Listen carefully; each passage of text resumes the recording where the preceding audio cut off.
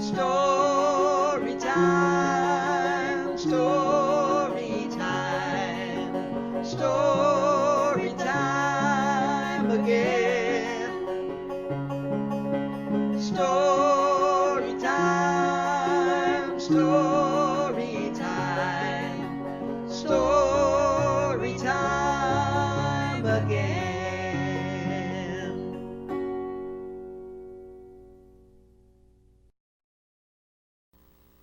Hello, and welcome to the San Bruno Public Library's Cable Storytime, Once Upon a Time.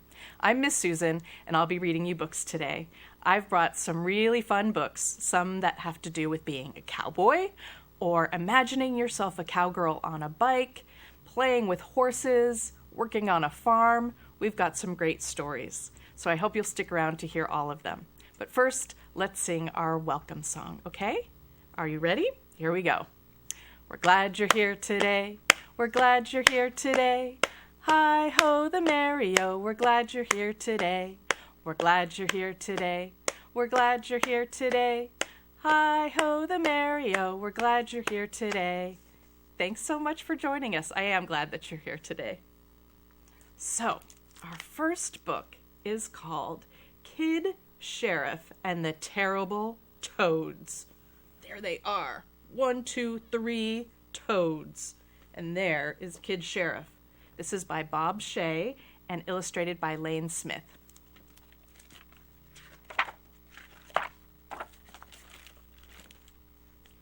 Dry Water Gulch had a toad problem. Not the hop down your britches kind of toad. Not the croaking all night kind of toad. The never say thank you outlaw kind of toad. Why, those toad brothers would steal your gold, kiss your cattle, and insult your chili, hootin', hollerin', and cussin' all the while. Mayor McMuffin was beside hisself. His cumin-scented town was a goner. Oh, look at those bad toads. Then Hope rode into town, slowly, on a tortoise.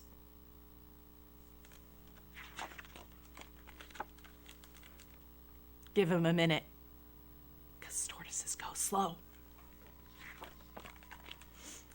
Howdy, stranger. What brings you to our spicy town? Asked the mayor. I'm your new sheriff, said the boy. Can you handle a shooting iron? Nope. Ride a horse? Nope. Know any rope tricks? Nope. Stay up past 8? Nope. Well then, what makes you a sheriff? Asked the mayor. I know a really lot about dinosaurs, said Ryan.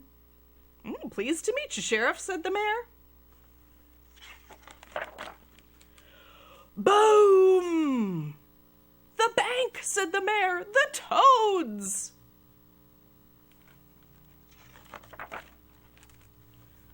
A hole this big means one thing. T-Rex, said the sheriff. Or dynamite, said the mayor. T-Rex don't need no dynamite. Largest predator of the Cretaceous period, said the sheriff.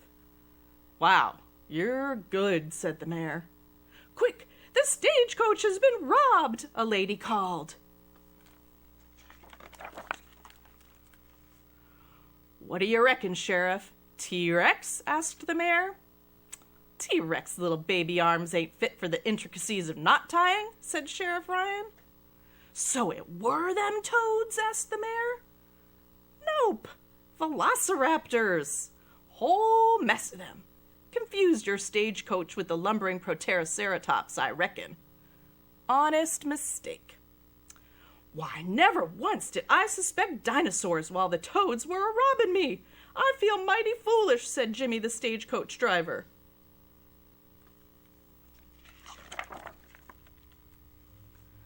Why, I bet it were some crazy dinosaur what jumped my claim and stole my gold. Right, Sheriff? Said Gabby the town prospector. Nope, said the sheriff. Probably toads. Don't be so quick to blame dinosaurs. "That were wrong o' me," said Gabby. "I'm powerful sorry." "Not as sorry as y'all gonna be."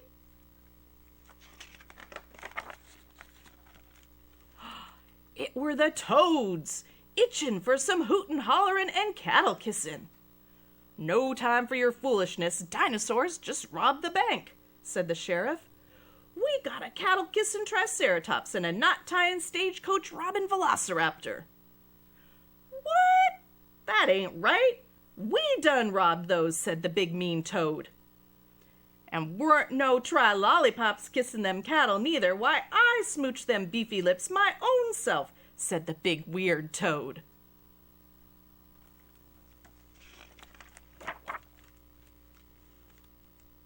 "We been shoplifting from the mercantile all afternoon too," said the big ugly toad.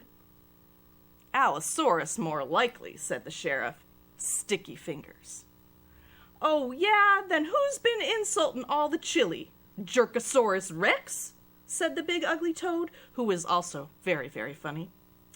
"Stegosaurus," said the sheriff. "Herbivore, only eats plants. Whip up a batch of vegetarian chili, and he'd surely take a shine to it."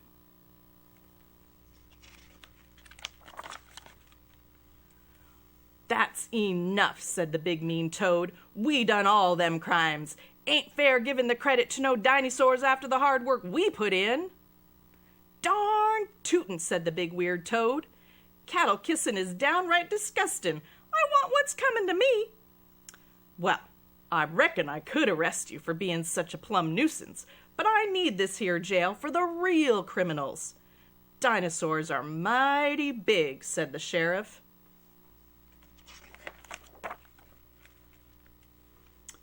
"Real criminals? We'll show you," said the big ugly toad. "Out of my way," said the big toad. "Dinosaurs my foot," said the big weird toad. The toads fought their way through the door of the jail, slamming it shut behind them. "Ha! You can blow them dinosaurs out your nose, Sheriff. This here jail is full up of real bona fide criminals." The sheriff locked the jail good and tight. "Hooray!" the people cheered. "Dang it," said the toads.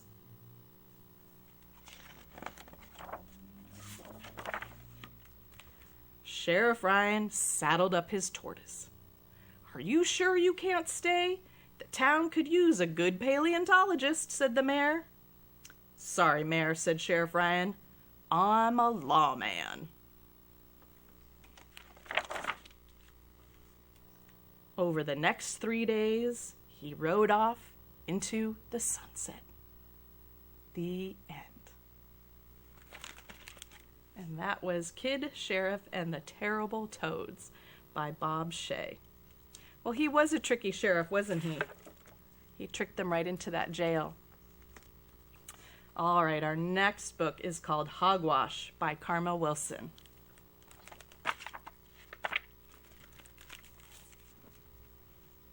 One warm day in early May, Farmer had a plan to spring clean all his animals till each was spick and span.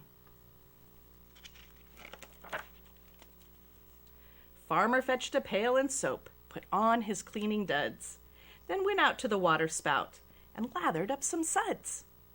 He washed the horses, ducks, and cows, the goats, the cats, and dogs.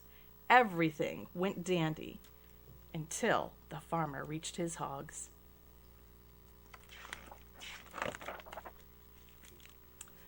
The pigs got out their toolbox and they boarded up their pen. No matter what poor farmer said, they wouldn't let him in. They put up a big sign and it said, "No hogwash for us today. Pigs love dirt, so go away." The pigs? Farmer scratched his head and thought, then said, "Here's what I'll do. Since those pigs have locked me out, I'll spray some water through."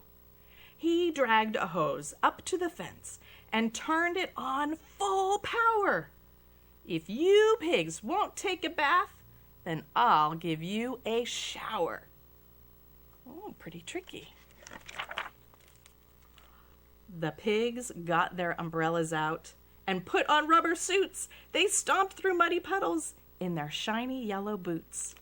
Their sign says, "No hogwash, pigs don't scrub. We like wearing grime and grub." They all dug in and made mud pies. They had a mud ball war. They splished and splashed and hammed it up, more filthy than before. Farmer stomped his foot and yelled, "You oinkers got me riled." They still refused to take a bath. Those pigs had gone hog wild. "Keep your soap and bucket, bud. Thanks for making all this mud," wrote the pigs. "Suey, Suey," Farmer called. "I've got some mash and oats." The pigs were not impressed at all. "Go feed it to the goats."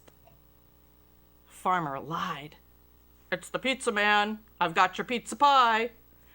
The pigs weren't fooled one little bit. Just leave it by the sty. Farmer muttered, stomped, and growled.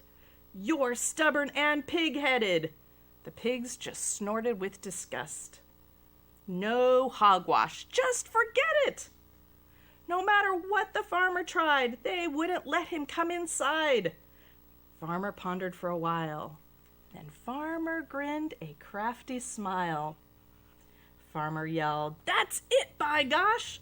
Look out, hogs! It's time to wash." I wonder what he thought of. "I've finally found the perfect plan. I know just what to do."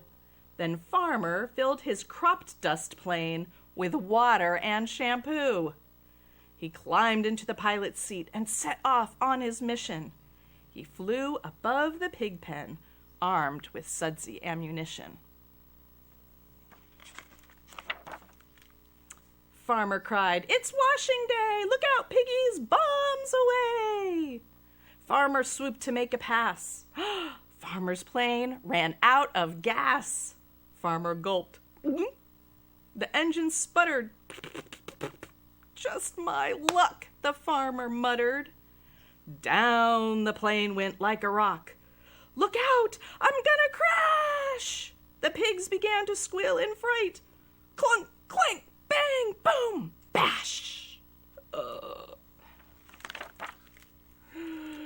Yikes!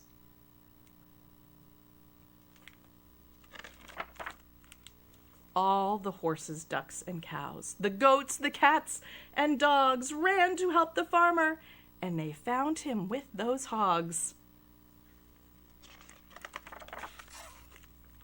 There was Farmer, soaked in grime, having quite a splendid time.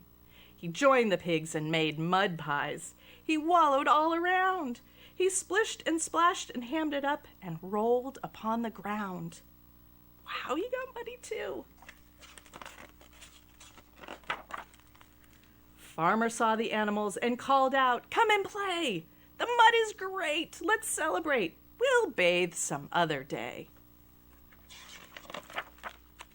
From then on, Farmer never tried to wash his hogs again, but every other day he took a mud bath in their pen. The end. Well, that was hogwash. I think the pigs kind of got the trick onto the farmer. They made him come in and take a mud bath with them. Well, I hope you liked our first two books. Come back and join me for the second half of the show.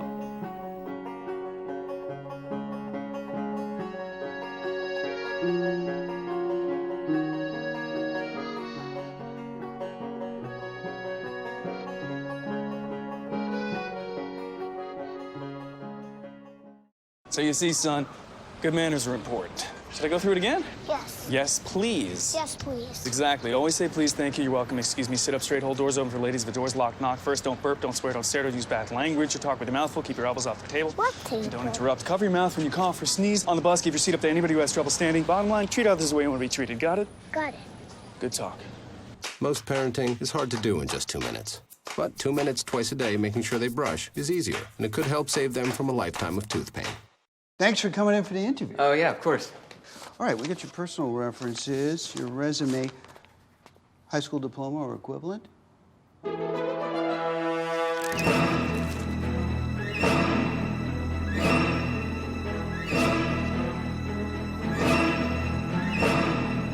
Skip the drama. Get your diploma. Yes, it's right there. Great. Take that first step towards a better future. Find free adult education classes at finishyourdiploma.org. No permita que el E. coli baile sus alimentos. Se estima que anualmente 3.000 norteamericanos mueren a causa de enfermedades transmitidas por alimentos contaminados. Así que siempre separe las carnes crudas de los vegetales. Aprenda cómo mantener a su familia sana en foodsafety.gov.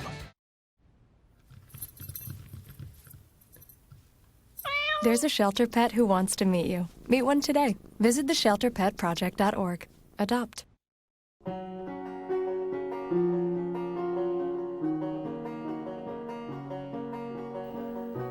Hi, and welcome back to Once Upon a Time, San Bruno Public Library's Cable Storytime. I'm Miss Susan, and I'll be reading to you today. Our next book is called Every Cowgirl Loves a Rodeo, and it's about a girl who dreams that her bike is a horse. Every Cowgirl Loves a Rodeo by Rebecca Janney, and illustrated by Lynn Averill. Every cowgirl needs a blue ribbon, so when I heard that the county fair was coming, I signed up.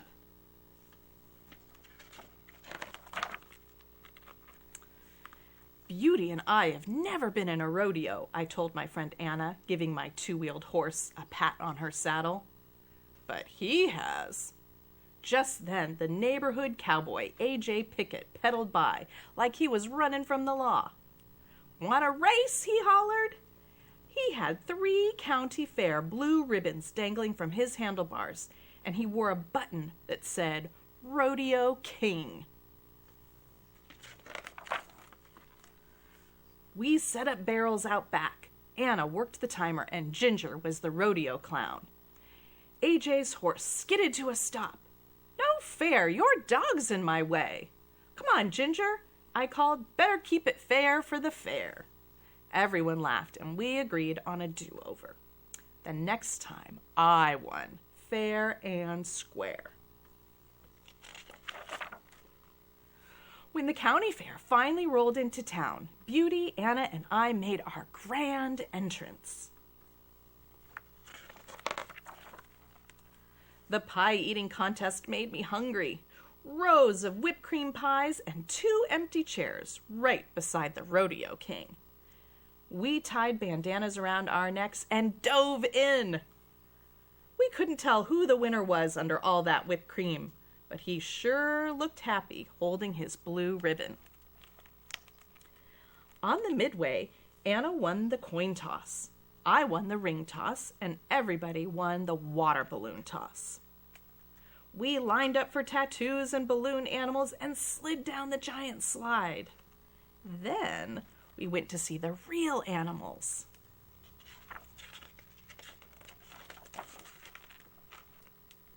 One kid let me hold his lop-eared rabbit, and another gave me hay to feed her llama. The cows were sleeping, but the goats were wide awake. One was digging up a dust devil by his gate. We went to see the horses, and then I saw the sign. Bike Rodeo. I spelled my name at the check-in and signed up for the competition. "I'm the last one up," said AJ, "but I think you go right away." Then it was time. Beauty and I trotted into place. Ready. Get set. I leaned into Beauty's mane. Go! We galloped around the markers and dashed down the straightaway. On a sharp turn, I slid sideways. I tightened my grip and pulled back into the saddle. We rounded the final bend and raced past the finish line. I just knew we had the winning time. AJ gave me a double thumbs up. Anna rushed over. Arm in arm, we led Beauty to the side to cool down. There were lots of good riders, but I held my top spot. Last up, the announcer's voice boomed. AJ Pickett, are you ready? Get set. Just then the prize goat squirmed out of his pen. Crash, clatter, cluck, cluck, cluck. Go! AJ was off with that goat chasing him like a coyote after a rabbit. I handed Beauty's reins to Anna. I gotta rope that goat.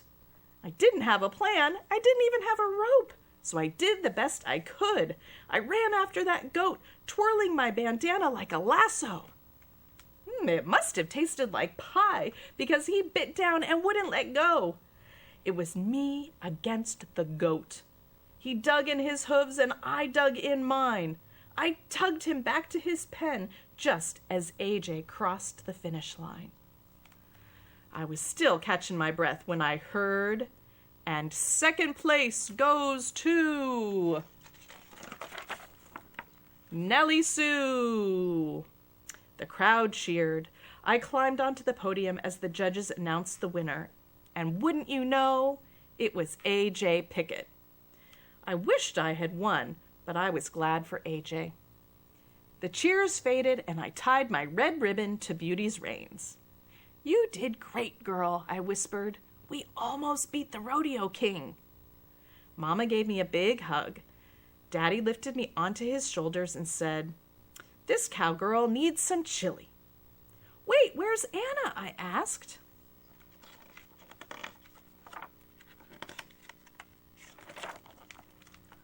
I spotted her at a picnic table, sitting with AJ.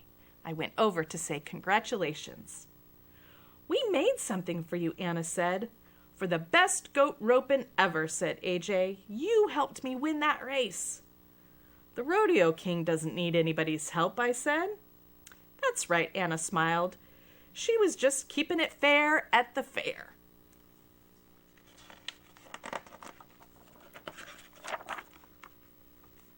Yes, sir, I'm a cowgirl from head to toe, and even more than a blue ribbon, every cowgirl should have a badge of honor.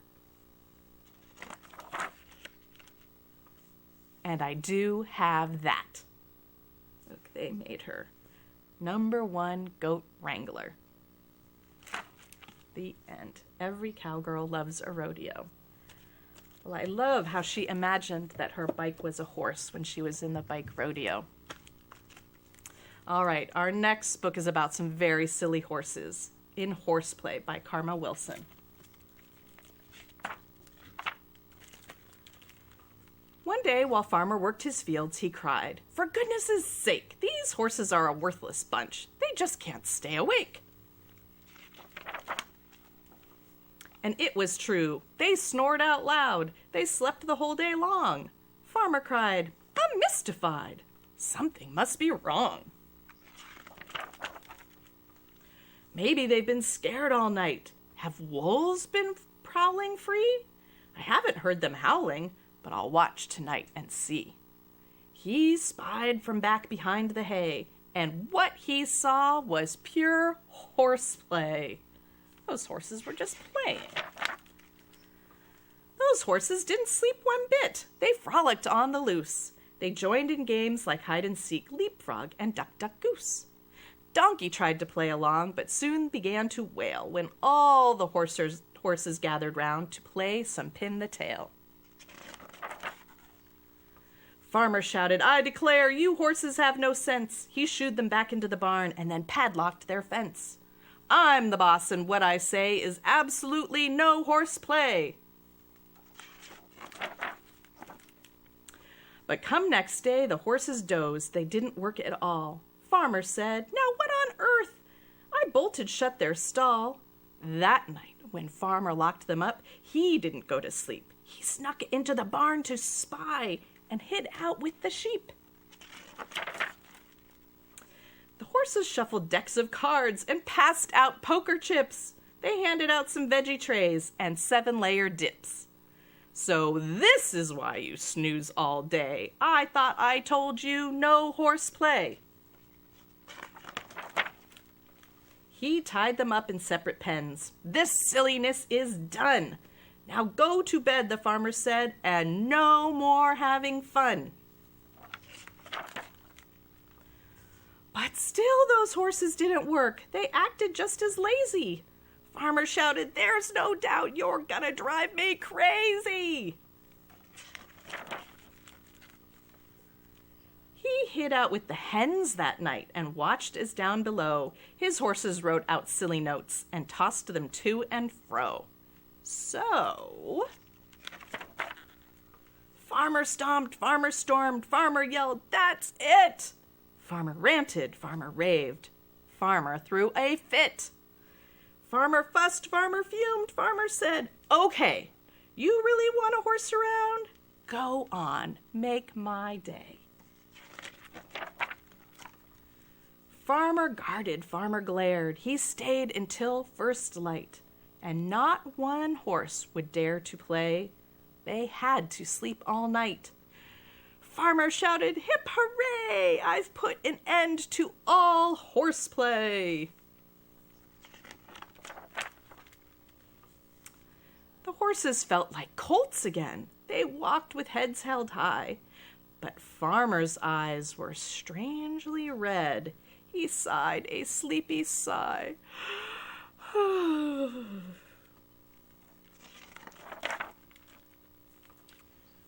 Farmer slumped down in the grass. "I think I'll rest a spell. I didn't sleep a wink last night, and I don't feel too well."